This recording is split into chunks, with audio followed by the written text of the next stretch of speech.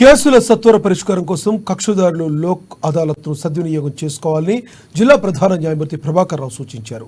జిల్లా న్యాయస్థాన ప్రాంగణంలో శనివారం జాతీయ లోక్ అదాలత్ను నిర్వహించారు. రాజీ మార్గంలో పలువురు కక్షదారులు కేసులు పరీక్షించుకోగా అతిథులు వారికి రాజీ పత్రాలను అందజేశారు.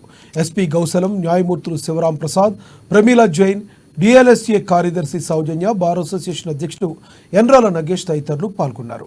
ఈ సందర్భంగా జిల్లా ప్రధాన న్యాయమూర్తి ప్రభాకర్ రావు మాట్లాడుతూ కేసులకు సత్వర పరిష్కారం కోసం ప్రతి 3 నెలలకు ఒకసారి లోక్ అదాలత్ను నిర్వహిస్తున్నట్లు ఆయన తెలిపారు.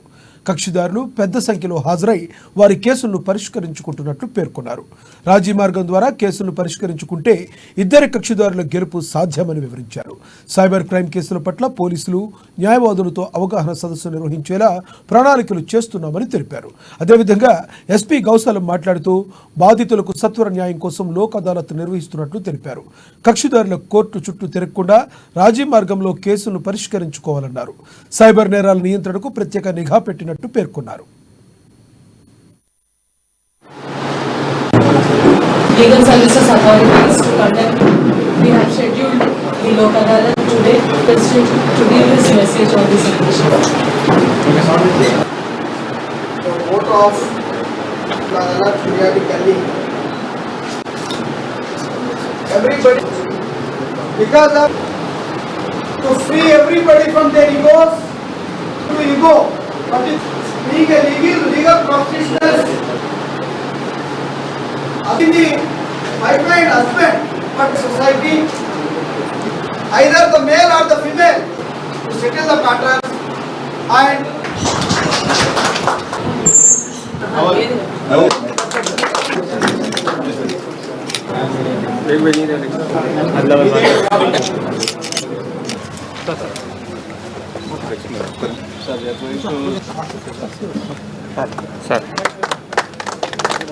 Today this Lok Adalat event is being organized. I am really thankful. Like tells Lok Adalat, as explained by Nagesh, it's a platform. Get quick justice, ensuring win-win situation for everyone. Give chance for mediation and reconciliation. In addition to civil matters, criminal matters lo kuda, compoundable cases lo kuda, process can be exercised. And I feel that especially for marginalized section of society, especially for example innocent tribals, access to justice because of lengthy court process gets affected. Using this platform of Lok Adalat, they can get access to justice plus ensure that their voice or their matter has been heard. With this background, so we have this National Cyber Crime Portal. అక్కడ ఇప్పుడు కంట్రీలో చాలా cyber crimes offences జరుగుతుంది.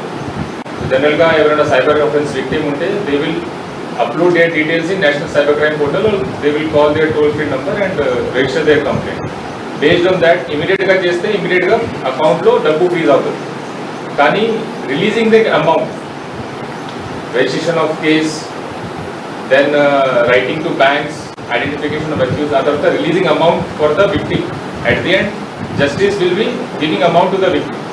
Supreme court వారి యొక్క ఆదేశానుసారం ప్రతి 3 నెలలకు ఒకసారి జాతీయ లోక్ అదాలత్ అనేది ప్రతి న్యాయస్థానంలో కూడా నిర్వహించడం జరుగుతుంది.